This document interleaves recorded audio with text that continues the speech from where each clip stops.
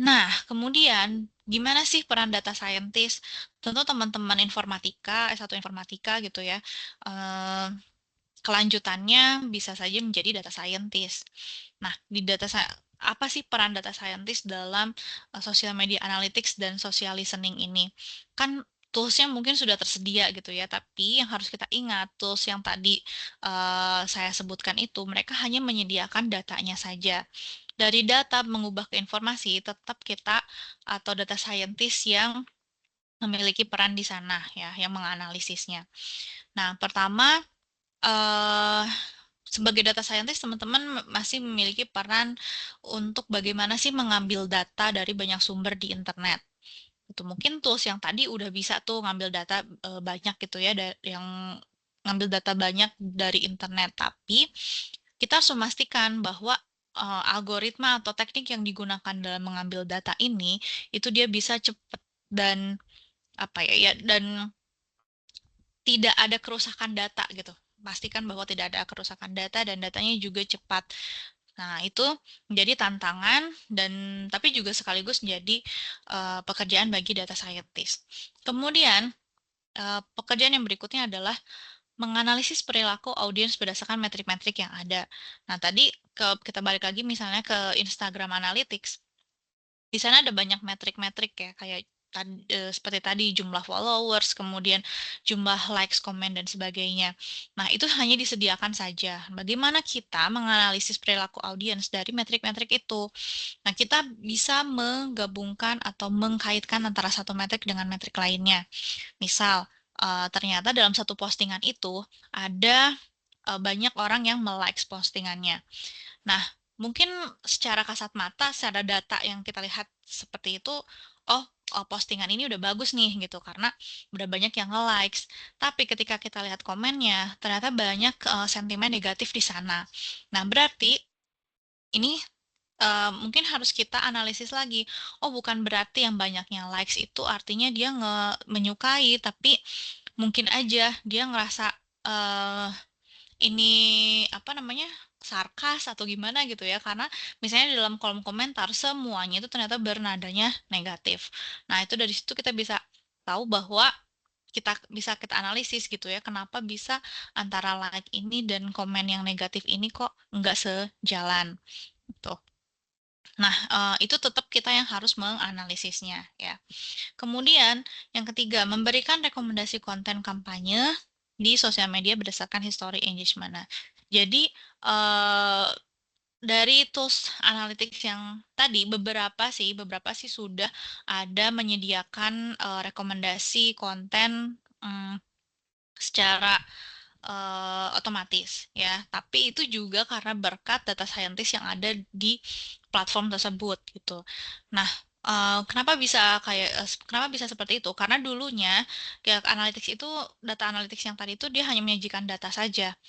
Nah, yang memberikan rekomendasi konten tetap data scientist apa namanya yang harus melihat gitu ya, melihat gimana nih caranya supaya konten yang selanjutnya itu dia engagementnya bagus juga ya. Oh ya, untuk engagement di sini biasanya itu dilihat dari jumlah views, kemudian share, likes, komen ya. Nah, itu kalau misalnya bagus semua, yaitu dia artinya engagementnya bagus ya. Dan engagement ini tuh metrik untuk melihat atau menampilkan bahwa satu postingan dengan eh, user di sosmed itu tuh dia ikatannya bagus gitu. Jadi artinya tuh seseorang yang pengunjung atau user itu dia sangat menyukai si postingan itu. Nah, untuk memberikan rekomendasi konten ini ya tentu sebenarnya ada berbagai cara ya. Teman-teman bisa menggunakan metode-metode yang teman-teman apa di bidang informatika atau memang kalau eh, belum ada toolsnya itu biasanya manual aja ya nyoba-nyobain gimana sih rekomendasi konten yang bagus. Kemudian peran nilai yang lain adalah memberikan perbandingan insight dengan kompetitor. Itu juga memiliki peran dari data scientist ya. Bagaimana apa saja sih metrik yang harus dibandingkan gitu ya dengan kompetitor agar brand kita itu tuh terlihat apakah lebih bagus atau tidak gitu. Kalau misalnya ternyata tidak lebih bagus, hal apa yang harus ditingkatkan? Nah, itu juga harus difikirkan oleh data scientist. Kemudian menganalisis sentimen konsumen ya menggunakan algoritma dengan akurasi tinggi itu juga sangat penting ya walaupun ada tools-nya gitu ya yang ngasih langsung ini loh sentimennya tapi ya kita juga harus bisa memastikan bahwa algoritma yang di dalam tools itu tuh berjalan dengan baik karena kalau misalnya salah mengklasifikasikan sentimen negatif dan positif tentu itu akan mempengaruhi pengambilan keputusannya ya. Oke. Kemudian menganalisis isu terhadap sebuah brand juga itu masih perlu tangan data scientist. Kemudian menentukan topik yang paling banyak dibicarakan gitu ya, yang melekat pada sebuah brand itu juga bisa apa data scientist juga berperan di sana ya untuk menganalisis topiknya. Kemudian memberikan narasi atau ringkasan yang tepat terhadap data-data yang telah dikumpulkan. Nah, ini juga sangat penting ya memberikan narasi karena kalau misalnya kita tanpa narasi ya kita melaporkan hal seperti ini langsung ke misalnya ke atasan kitanya gitu ya di perusahaan dan kita seorang data scientist nih terus ada perusahaan yang pimpinannya meminta laporan bagaimana dari bagaimana analytics-nya gitu ya di dunia digital tentang brand si perusahaan itu. Nah, kalau tanpa narasi itu pimpinan juga tidak akan paham maksud dari laporan kita itu apa. Jadi, kita juga tetap harus bisa memberikan narasi atau ringkasan yang tepat terhadap data-data yang sudah dikumpulkan ini. Seperti itu. Nah, dari semua poin-poin yang saya tuliskan di sini itu sebenarnya bisa jadi topik penelitian teman-teman untuk tugas akhir. Ya, karena ini semua tuh masih ada hubungannya tentu dengan eh apa bidang kita yaitu di informatika. Ya, jadi kayak misal contohnya saya kasih contoh, misalnya kita mau melakukan sentimen atau misalnya kita mau menganalisis sentimen dari em, komentar gitu ya, dari komentar atau postingan tentang suatu brand. Nah, itu tentu nggak mungkin kita em, lihat sendiri apa kita klasifikasikan manual gitu ya itu sekarang udah nggak musim manual seperti itu jadi kita sebagai orang informatika bisa mengajukan atau membuat sistemnya sentimen analisis, misal menggunakan metode SVM atau KNN ya, LS atau misalnya yang NLP mau LSTM, BERT, ya itu udah mulai banyak nih di penelitian-penelitian ini di bidang informatika. Nah, kemudian atau teman-teman bisa juga membuat sistem analisis topik ya atau topik modeling. Bisa salah satunya menggunakan algoritma LDA gitu. Kemudian bisa juga pakai emotion, bisa juga kita meneliti gimana ya emotion analysis gitu dari data sosial media ya, yang tadi udah kita dapat gitu. Terus ternyata emotionnya tuh gimana sih gitu ya terhadap postingan yang ada kayak yang kita dapatkan dari sosial media. Nah, kemudian nah ini juga menarik nih yang menggunakan large language model untuk summarization. Tadi kan ada bagian ini ya, memberikan narasi atau ringkasan. eh Mungkin yang teman-teman bayangkan sekarang ya udah kita manual aja gitu ya ngasih narasi satu-satu. Oh ini kalau kalau ada data seperti ini maka Twitter yang paling banyak apa sosial media Twitter yang paling banyak nge-mention brand Sari Roti gitu kan. Terus sentimennya, oh ternyata sentimennya paling banyak yang positif sih, paling banyak positif. Tapi negatifnya juga ada ratusan juga nih. Nah, kita tulis aja gitu ya, kita tulis, terus kita cek manual. Ini negatifnya kenapa bisa ada ratusan gitu. Dan negatif ini tuh banyaknya ngobrolin apa? Ya, apakah jangan-jangan tentang ingredients yang ada di brand sari rotinya gitu kan atau apa itu kan jadi sebuah isu nantinya kalau misalnya ternyata banyak yang mention tentang ingredients-nya misalnya seperti itu. Nah, kalau manual mungkin seperti itu, tapi akan lebih baik dan juga lebih ya akan menjadi lebih baik kalau misalnya itu dilakukan sendiri oleh si komputernya. Jadi nanti bikin laporan analytics-nya itu dia udah otomatis langsung sama summarization dan narasinya. Ya, tentu harus kita ajarin dong komputernya gitu ya. Nah, makanya itu juga bisa jadi topik penelitian teman-teman ya, gimana sih caranya supaya si komputer itu dia bisa langsung ngasih summary atau ngasih ringkasan dari data yang udah kita punya gitu. Apa yang harus dilakukan selanjutnya gitu ya.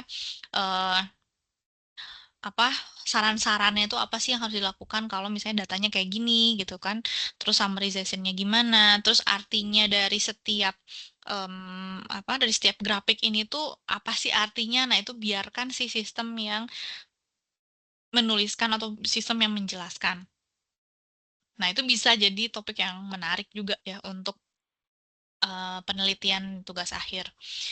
Kemudian, yang lainnya adalah menggunakan recommender system ya, contohnya misalnya pakai content based atau kolaboratif atau hybrid untuk merekomendasikan konten. Ya, bisa dilihat berdasarkan perilaku audiensnya atau bisa juga dari histori konten dengan engagement yang tinggi gitu. Dengan harapan nih konten yang berikutnya yang akan dibuat itu tuh engagementnya bisa bagus juga. Nah, itu juga menarik juga tuh untuk dijadikan topik penelitian karena berdasarkan pengalaman saya ya di unit analytics. Nah, itu tuh di unit analytics public relation, eh, terkadang teman-teman di public relation juga butuh masukan gitu. Konten apa ya yang selanjutnya gitu yang harus dikasih lihat ke masyarakat bahwa ini loh brand kita gitu. Dan supaya brandnya juga bagus juga di masyarakat. Nah, konten apa sih? Nah, mereka tuh kadang juga suka agak bingung gitu ya. Ada kalanya lah mereka tidak punya ide itu. Nah, kita dari informatika gitu ya, bisa juga tuh bikin sistem untuk membantu mereka supaya ada ide lah untuk konten yang harus dibuat selanjutnya gitu ya. Nah, tantangannya yang saat ini ada di social media analytics adalah yang pertama tadi ya udah dijelasin, yaitu summarization untuk pimpinan. Gimana caranya supaya laporan untuk pemangku kepentingan ataupun pimpinan itu bisa dipahami dengan baik gitu dan cepat, karena kan mereka tuh nggak punya banyak waktu ya untuk misalnya ngebaca laporan-laporan tentang brand kita kayak gimana di sosmed tuh. Mereka biasanya nggak punya banyak waktu, jadi gimana yang bikin yang bagus gitu ya summarization-nya supaya saat pemangku kepentingan mau membuat keputusan itu tuh tepat banget gitu. Jadi laporan kita tuh emang benar-benar oh jadi ada insight buat mereka untuk mengambil suatu keputusan itu. Yang pertama, dan yang kedua, akurasi dari algoritma-algoritma yang digunakan ya, contohnya tadi untuk sentiment analysis dan sebagainya. Karena akurasi ini sangat penting ya, kalau misalnya teman-teman bikin TA gitu ya, sekarang mungkin ada yang akurasinya 80 atau 70. Nah, itu memang nggak begitu terasa gitu kan. Mungkin malah mikirnya apa ya manfaatnya gitu. Padahal hal itu tuh sebenarnya sangat bermanfaat di perusahaan-perusahaan gitu ya, contoh yang sistem sentimen analisis itu. Tapi tentu kalau udah masuk perusahaan nggak bisa tuh akurasinya cuman yang 75 atau 80-an. Karena kan itu masih memungkinkan adanya kesalahan dalam klasifikasi kan. Nah, jadi gimana caranya untuk dapetin algoritma yang oke nih supaya di perusahaan pun bakal benar-benar kepake. Ya, akurasinya juga yang bagus gitu ya, yang 90-an ke atas. Jadi karena ya pasti nanti kalau misalnya salah klasifikasi, orang perusahaannya bisa jadi salah untuk membuat suatu keputusan gitu. Oke, dan mungkin yang etikanya ya, etika itu ketika teman-teman punya data analytics atau mendapatkan data analytics gitu ya untuk teman-teman analisis, itu harus dipastikan bahwa data yang digunakan tidak melanggar privasi individu ya. Tapi memang kalau misalnya data-data sosial media atau data-data yang ada di internet lah yang bersifat publik itu sebenarnya siapapun boleh boleh lihat dan boleh ngedapetin datanya kan. Jadi makanya eh, saya juga mungkin mau mengingatkan gitu ya untuk teman-teman yang sehari-harinya suka posting di sosial media, itu jangan lupa bahwa apapun yang kita posting di sosial media, itu yang bersifat publik ya, pasti itu datanya jadi milik bersama gitu. Jadi harap, tetap hati-hati gitu terhadap data, apa yang mau kita publish di, sosial media terutama di internet ya.